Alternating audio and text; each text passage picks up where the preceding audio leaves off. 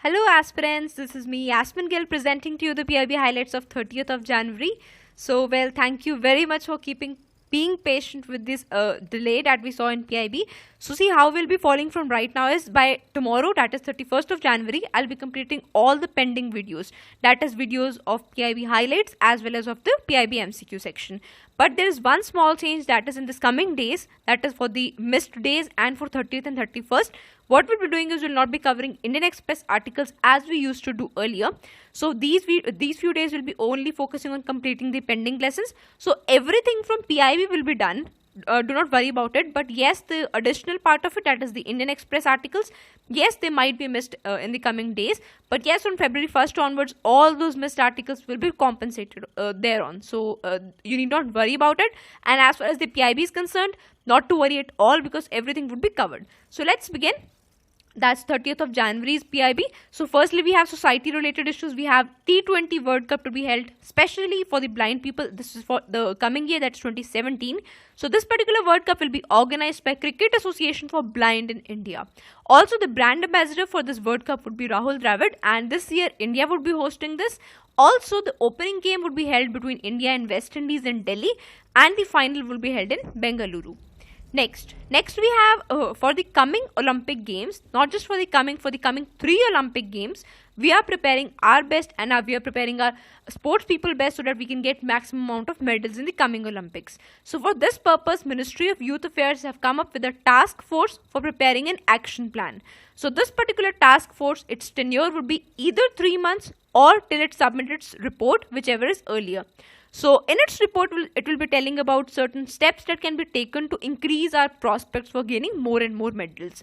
So it will be suggesting a short-term plan, medium-term plan as well as a long-term plan, simultaneously focusing on the positive areas or the probable areas whereby we can win medals. So in this, for example, they might focus upon which are the games whereby we have won maximum medals, and these are our strong areas, right? So this is what it will be doing. Simultaneously, it will provide talent identification system for the coming Olympics. Plus, not only will the sports associations work, but there will be a corresponding synergy done with various other stakeholders.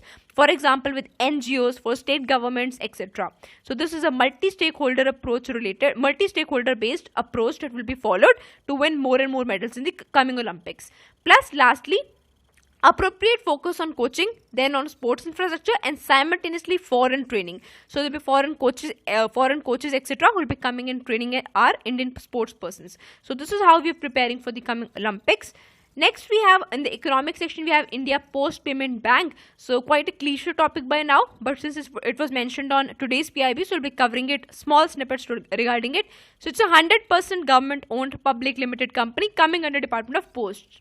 Also, it has commenced its operation as a payment bank in partnership with PNB, that is Punjab National Bank, after getting the necessary approval from RBI as well as the National Payment Corporation of India. So do remember, it comes solely under Government of India, and this is to promote financial inclusion in a better way.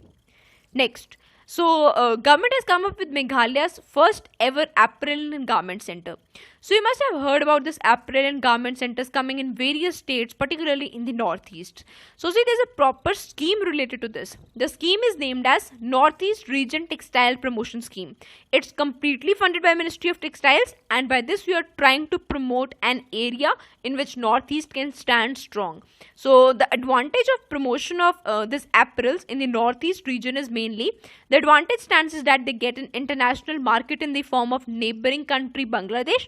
Plus, they can also forge corresponding business partnerships with investors of Bangladesh, because Bangladesh is relatively well developed in this particular sector, that is textile sector. So thereby we can benefit out of it. So this is the advantage why we are promoting this particular scheme, particularly in Northeast. Also see, this particular scheme is not just linked to say cotton and so on. It's an umbrella scheme for various segments of textiles. So there will be silk, there will be handlooms, there will be handicrafts, etc. So just remembering from silk, you remember in a previous, I would say few months back in a PIB, we did about 5 varieties of silk. So in that particular video, we read about a variety which is very much popular in Northeast, particularly in Assam. So do mention in the comment section which variety of silk is prevalent a lot in Assam. So you can mention it in the comment section. Also, these apparel and garment centers are mainly to promote employment. So each center see, government is trying to come up with a center in each of the seven sisters. Plus, each such center will come up with a direct employment for 1,200 people. Also, these centers for local entrepreneurs who are already well established, so government will be also helping them. And in this regard, government will be coming up with a plug and play mode. So what is a plug and play mode, which is also used in various other infrastructure projects? So in plug and play mode, government helps them in getting all the regulatory clearances done initially before the private sector gets to develop the center. So all the regulatory clearances are already done by government, and hence the processes are quite fast tracked in such a plug and play model.